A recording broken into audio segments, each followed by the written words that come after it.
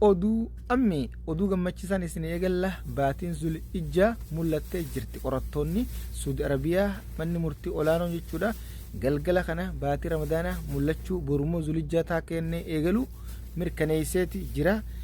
Arafaanis Junaay 5 bara 2025 ta'uu manni murtii olaanaa Saudi Arabiyaa mirkaneesseeti jira. Kanaaf baatii kabajamtuu jechuudha akkaan urjii ulfaataa jee khayriin isii keessa akkaan jechuudha caalmee qabdu. Kana akka isin dabarre keessattuu guyyaan kurnan kun garteemi guyyaa akkaan filatamaati. Maal godhuu qabna soomana faadhaan dilii waggaa dabartee ta waggaa dhuftuu fuuldura kanaatu nurraa dhiqamaa jechuudha.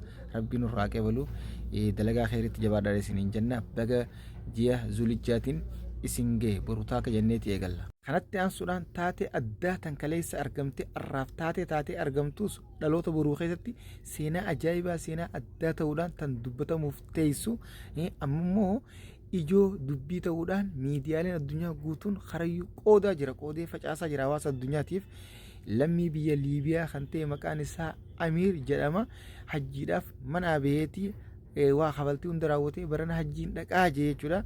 Yeroo buufata xiyyaaraa dhufutti ammoo paaspoortiin isaa akka rakkoo qabduu fi akka jechuudha xiyyaara seenee hin imallee dhorkame ittis himame. Inni immoo abatan jechuudha bara kana hajjii fi bahee hajjiin godhuudhaan manaa bahee hajjii godhu malee hin galu jechuudhaan boolee keessaas bahuu didee dirruma xiyyaaraa keessa achuma taa'e. Xiyyaarri yeroo hujjaajota fe'atee jechuudha imalutti rakkoon tiknikaa qabattee karatti ibboota garagalee irra deebi'ee rakkoo tiknikaa sirreeffachuudhaaf qubate. Ammas ni sirreeffate itti deebi'e lamada ammaasis deemuu didi xiyyaarri rakkoon tiknikaa qilleensuma irratti mudatte. Ammas boodee yeroo lamada jechuudha sadaffaa irratti balaliisaan xiyyaarichaa jechuudha gurbaa reefu ambifeessan jechuudha mee isa malee xiyyaarri nu deemuu didee yaama haa deemu jechuudhaan waame. Yeroo tartana isa yaamanii xiyyaara kaanitti xiyyaarri rakkoon tiknikaa takka mudanne nagahumaan jechuudha gara Makkaa galan. Maasha Allah Allahu akbar. Dhugumatti taatee addaati garuu yeroo ammaan tanaa kanatti jechuudha taatee ijoo dubbiitis taatee facaa qoodamaa jirti malee seenaa ajaa'ibaati. Dhiiroo gurbaan kun gabrichi rabbii kuni Amiir kun hiccitii akkam qaba hiccitii akkamtu isaaf rabbii gidduu jira hojii akkam dalage. Anammoo akka kiyyatti hojiin inni jechuudha khayrii inni dalagate dhiiroo salaatul leeyliidha. Eega umrii isaa salaatu jira beetee salaatul leeyliin kun akkaan salaata filatamaadha. Oduutuma jechuudha salaata fardirra hin caalle salaatuma sunnaa ta'e salaata akkaan jechuudha ergamaan keenya illee jechuudha namoota eegale osoo itti fuftanii jechuudha itti fufsiisaa turedha. Halkan gaa rabbiin subhaanahu wa ta'ala gara samii duniyaa gabbu'eeti mee gabrootan kiyya kana kadhatu jajaani tanaafin salaata leeyli san irratti jechuudha tilmaame dhugumatti jechuudha waan addaati. Namni rabbi irratti hirkate namni jechuudha dhugaan jechuudha tawakkula qabaatee ammaasis waan kadhatu san gartee niyaan jechuudha niyaa guutuun godhatee gabbee niyaa san ittuma milkaawaa jechuudha. Namu innamal amala binniyaa kuni sadii isaa kanatti aansuudhaan ammaasiisi namu waanuma dhadhateetu waanuma jechuudha laaffimamaa misanii rabbiin khayrii nuuf haa laaffisu.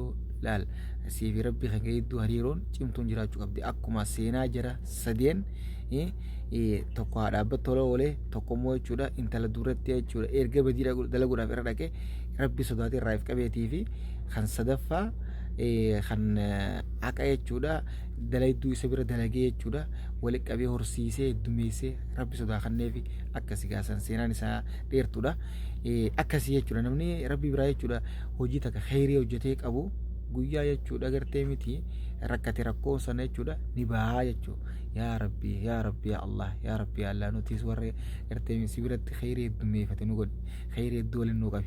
Kanatti aansuudhaan gara oduulee jechuudha guyyaa guyyaan tan galgala haariyaa isin biraan geenyutti isin dabarsina. Asumaan jechuudha namoonni haariin gama chaanaala kanaa dhuftan mallattoo gurraatti tuqudhaan subscribe godhaa galaan itti dabalamaatii dhugumatti hirmaanaan akkasii hedduu namatti tolaa hedduu galatoomaadha.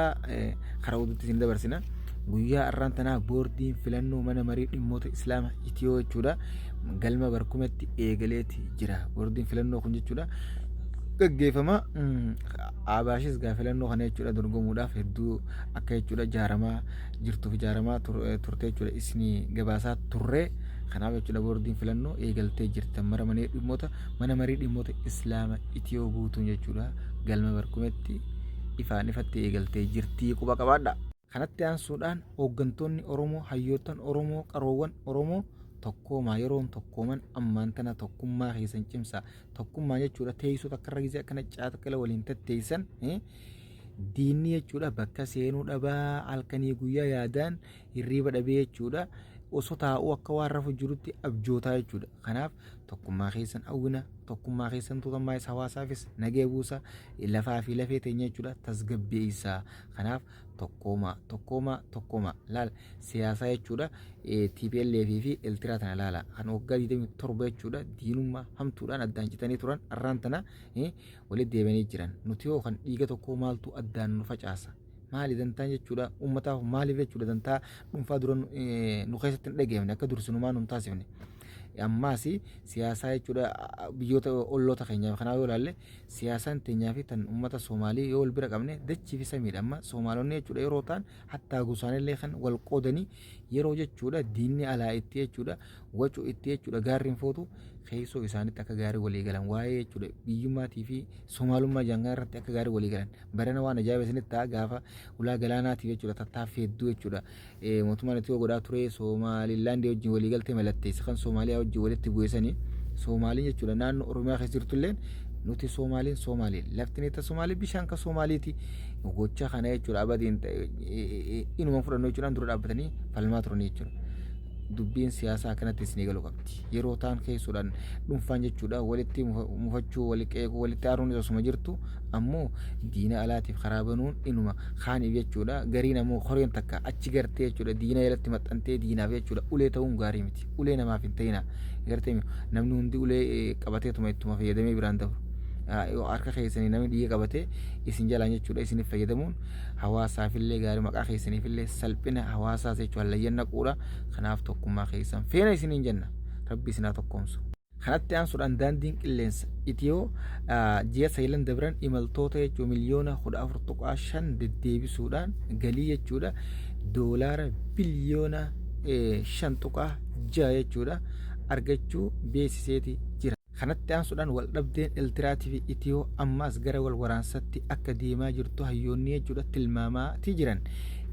Isayyaas Afwerqi afaan carqii kaleessa jechuudha guyyaa bilisummaa isaanii waggaa 34ffaa jechuudha kabajatanii haasawaa achirratti taasisanii akka gaariitti jechuudha uummata Oromoo kana akka biratti ilaalee jechuudha jechoonni inni dubbate hedduu waan namaas aarsaati haa ta'u garuu yeroo tanatti nutis sochiin ammaan tana gama lamaan deemaa jirtu ammallee ibboo deebi'aa hin jirtu Itiyoonis ulaa galaanaa argachuudha qabnaadha Isayyaas ammoo jechuudha keessoo jechuudha qaama mootummaa kana mootummaa Itiyooti wajjin wal dho'u wanni deeggaraa jiru jechuudha ulaan galaanaa akka jechuudha na harkaa hin fudhamnedha akka Itoophiyaan ulaa galaanaa arganneefi sochii kanaas taasisaa deeggarsa keessoo loltoota jechuudha mootummaa loloo mormitoota mootummaa afaan dhaabbatu kana deeggaraa jiraachuun dhaga'amee jira kanaaf ammoo tokkummaan keenya hedduu barbaachisaadha akka Oromootti akka sabattis ta'e akka sabaa sablammootatti.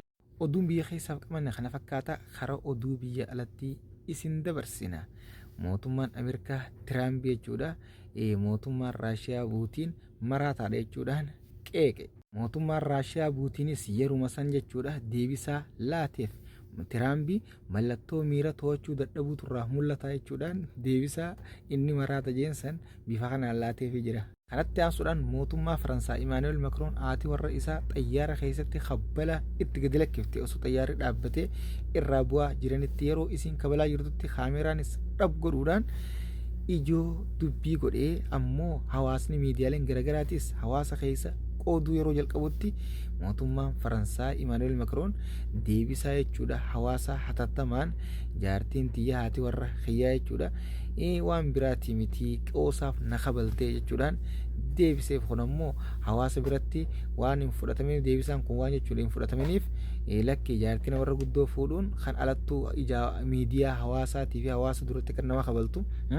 mana keessatti jechuudha tooma jirti jechuudha yaaddoo qaban ibsachuudhaan warra jaartii jechuudha isaan yeroo guddoo qabuufis akka yaaddawaa jiran dubbataniiti jiran kun cuunfaa oduu guyyaa irraan tanaati oduu irraa qaban kana fakkaata kan biraatiin angolo deemutti sheer duwwatuudhaan facaasaa akka isin dho'isu oduu ammite oduulee guyyaa guyyaan jechuudha haaree tan dhugaa qofa isin biraan ga'e ammoo namoonni haareen jechuudha gara chaanaala kanaa dhuftan mallattoo gurraatti na tuqunaan sabskiraayib godhaadha biraatiin angolo deemutti nagaan naaf tura assalaamu alaikum warahmatullaahi wabarakaatuh